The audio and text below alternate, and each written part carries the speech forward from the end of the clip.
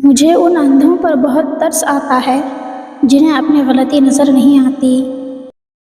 صبر کی ایک بات بہت اچھی ہے، جب آ جائے تو کسی کی طلب نہیں رہتی۔ وہ رب جب صبر دیتا ہے نا، تو خدا کی قسم جان سے پیارے شخص بھی سامنے کھڑے ہوں تو فرق نہیں پڑتا۔ زندگی میں 3 چیزیں کبھی ایک جیسی نہیں رہتی: آپ کی عمر، اچھا وقت اور آپ کے اپنے۔ وقت جب فیصلہ کرتا ہے تو گواہوں کی ضرورت نہیں پڑتی۔ لوہا کبھی خراب نہیں ہوتا، وہ ہمیشہ اپنی ہی زنگ سے برباد ہوتا ہے۔ اسی طرح انسان کو کوئی برباد نہیں کر سکتا، اس کے سوچ اور دوسروں سے امیدیں ہی اسے برباد کرتی ہیں۔ اس انسان پر بھروسہ کرو جو تمہاری 3 باتیں جان سکے: مسکراہٹ کے پیچھے دکھ، غصے کے پیچھے پیار، چپ رہنے کے پیچھے وجہ۔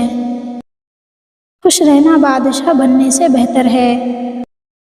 وہ جگہ چھوڑ دو جہاں تمہارے احساس اور تمہارے الفاظ کی قدر نہ ہو، پھر چاہے وہ کسی کا گھر ہو یا کسی کا دل۔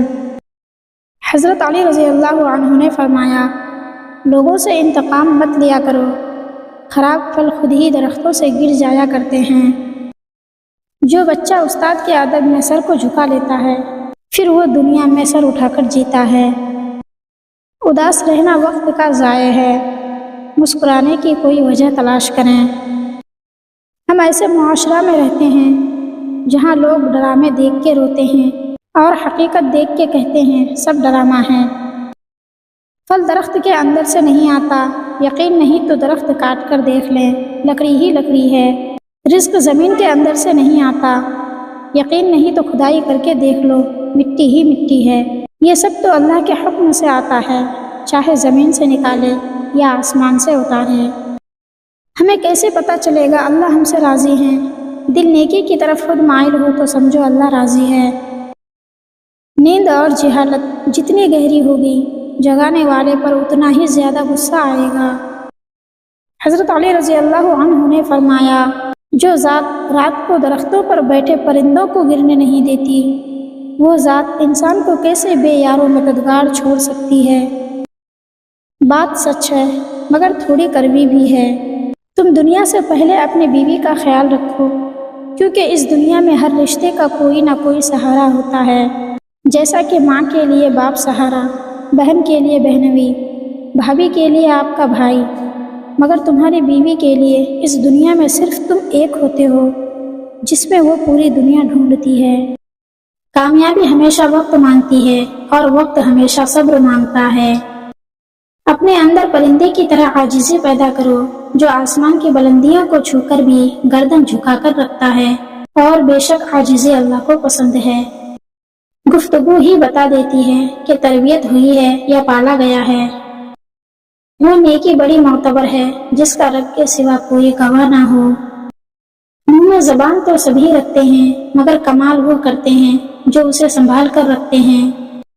کسی کو کچھ دینا ہی ہدیہ نہیں ہوتا، بلکہ کسی پر غصہ آ جائے تو اس کا اظہار نہ کرنا، اور کسی کے راز معلوم ہو تو انہیں چھپانا۔ کسی کو معاف کرنا بہت مشکل ہو تو اسے معاف کر دینا۔ کسی کی عزت کو تار تار کرنے سے اپنی زبان کو بچانا بھی ہدیہ ہی ہے۔ اختلاف کے باوجود احترام سے پیش آنا کمزوری نہیں، خاندانی ہونے کی دلیل ہے۔ صاف دل کی 5 نشانیاں۔ وہ بہت جلد جذباتی ہو جاتا ہے، اس کا غصہ تھوڑی دیر کے لیے ہوتا ہے، وہ ہر رشتہ دل سے بناتا ہے، وہ بہت حساس ہوتا ہے، وہ چھوٹی چھوٹی باتوں پر بھی ناراض ہو جاتا ہے۔ ایک بزرگ سے کسی نے پوچھا کہ عبادت کرنے کے لیے بہترین دن کون سا ہے؟ بزرگ نے کہا موت سے 1 دن پہلے۔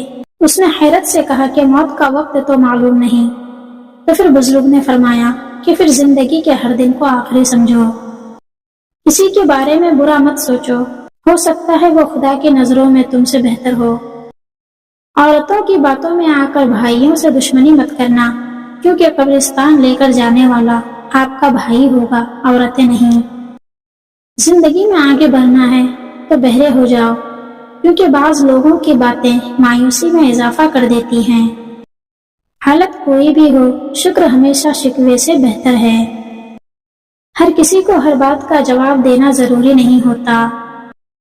اچھا وقت ہمیشہ اس کا ہوتا ہے جو کسی دوسرے کا برا نہیں سوچتے۔ حضرت علی رضی اللہ عنہ فرماتے ہیں، خیال رکھنا کہ تمہاری وجہ سے کسی کی آنکھ نم نہ ہو، کیونکہ تمہیں اس کے ہر آنسو کا حساب دینا ہوگا۔ جو دکھ دے اسے چھوڑ دو، لیکن جس کو چھوڑ دو اسے پھر نہ ڈھونڈو۔ زندگی اتنی مصروف بنا لو کہ دوسروں کے عیب دیکھنے کا وقت ہی نہ ملے۔ ہر انسان اپنی زبان کے پیچھے چھپا ہوا ہے، اگر اسے سمجھنا ہے تو اسے بولنے دو۔ انسان کے لالچ کا پیالہ کبھی نہیں بھرتا، کیونکہ اس میں ناشکری کے سوراخ ہوتے ہیں جو اس کو بھرنے نہیں دیتے ہیں۔ بہت جلد اکتا جانے اور بہت جلد متاثر ہونے کی عادت ترک کر دیں۔ منہ پر تعریف کرنے کے بجائے بہتر ہے کہ پیٹھ پیچھے برائی کرنا چھوڑ دی جائے۔ اگر راستہ خوبصورت ہے تو معلوم کرو کہ کس منزل کو جاتا ہے، لیکن اگر منزل خوبصورت ہے تو راستے کی پرواہ نہ کرو۔ صبح کا آغاز صدقے سے کیا کرو، کیونکہ مصیبت صدقے سے آگے قدم نہیں بڑھاتی۔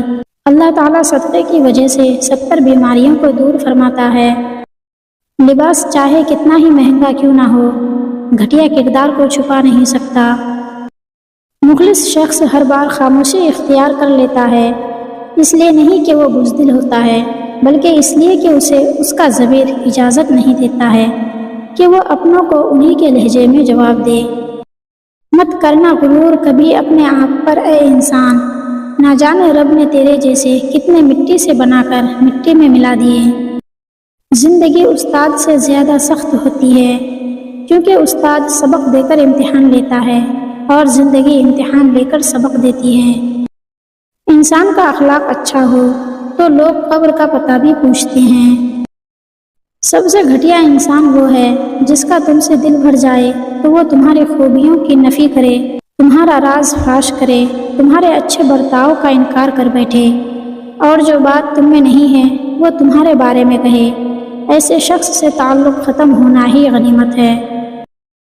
ماں کی گود سے لے کر لحد تک علم حاصل کرو۔ علم ایسا ساتھی ہے جو عمر بھر ساتھ دیتا ہے۔